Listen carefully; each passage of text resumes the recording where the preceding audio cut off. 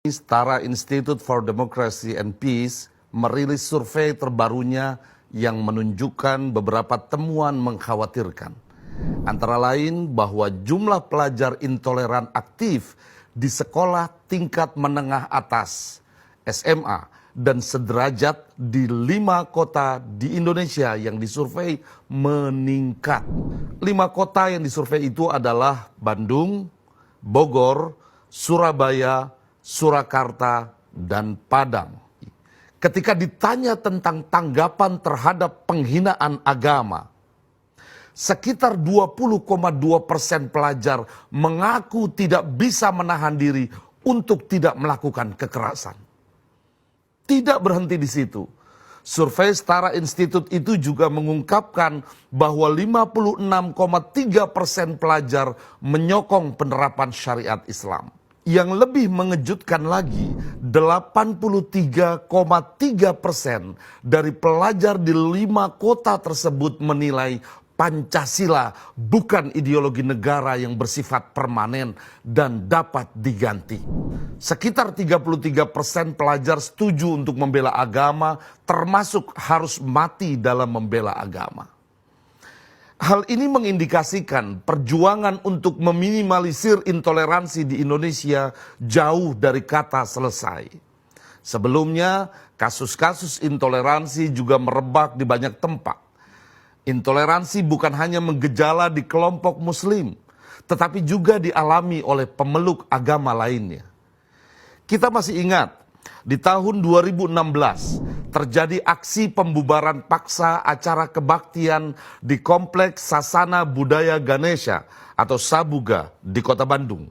Kemudian sehari setelahnya ada penurunan paksa baliho Universitas Kristen Duta Wacana Yogyakarta karena menampilkan sosok mahasiswi berjilbab pada iklan penerimaan mahasiswa baru kampus itu. Selang 3 hari setelah insiden tersebut, 9 warga Muslim yang datang ke Kupang, Nusa Tenggara Timur untuk mengikuti acara keagamaan di Atambua, Belu, diusir oleh sekelompok orang yang mengatasnamakan Brigade Meo Timor.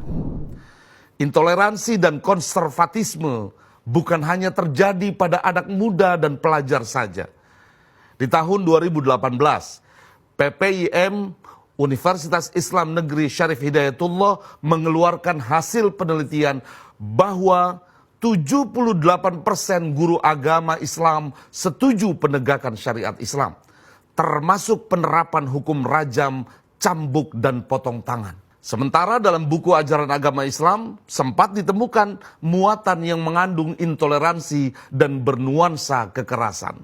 Ditambah lagi dengan temuan buku ajaran agama Islam yang memasukkan faham tokoh Islam dari Arab Saudi, yakni Muhammad bin Abdul Wahab yang dikenal sebagai pendiri ajaran Wahabi dalam buku ajar SMA kelas 11. Intoleransi lahir dari kejumawaan diri dan tidak mau menghargai pendapat dan menganggap dirinya, keyakinannya atau golongannya paling benar, sementara kelompok lain dianggap salah, sesat, bahkan kafir. Intoleransi adalah buah dari kesombongan dan ketidakpedulian dengan eksistensi orang lain, bahkan dianggap sebagai gangguan atas keyakinan dirinya.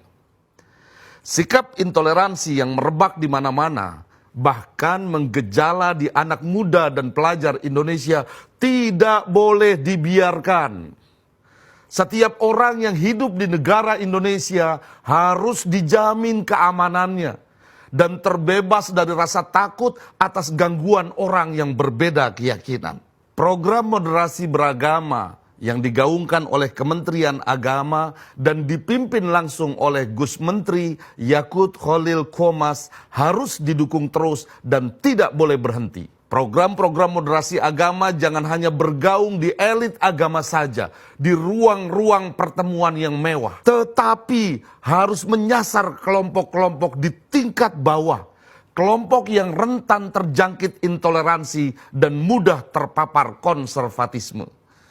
Dengan demikian, kita berharap intoleransi dan konservatisme agama hilang di muka bumi Indonesia. Dan semua orang hidup berdampingan dengan damai, dan saling menghargai.